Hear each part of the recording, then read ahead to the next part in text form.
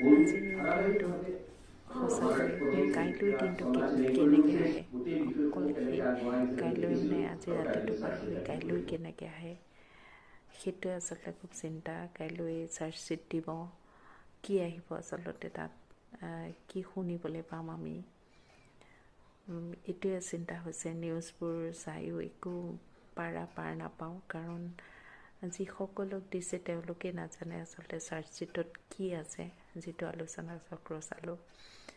গতিকে যি আহক, আৰু জুবিনৰ কাৰণে এনেকৈ ন্যায় বিচাৰিব লগাটো, বা আমাৰ মনত এটা যি আমাৰ ভয়ৰ এটা অনুকম্পা হৈছে, সেইটো আচলতে থাকিবই নালাগে। জুবিন নিচিনা এটা সম্পদৰ কাৰণে, আমাৰ এভাগ সম্পদৰ কাৰণে এনেকৈ, কিন্তু সাংঘাতিক চিন্তা হৈ আছে। কাইলৈ দিনটো আহক আৰু চব ভাল হওক, জুবিনে যাতে ন্যায়ৰ কাৰণে আৰু একো আগবাঢ়ি যাওক, আমাৰ হৃদয়বোৰো শান্তিত থাকক, সেইটোৱে আশা কৰিছোঁ।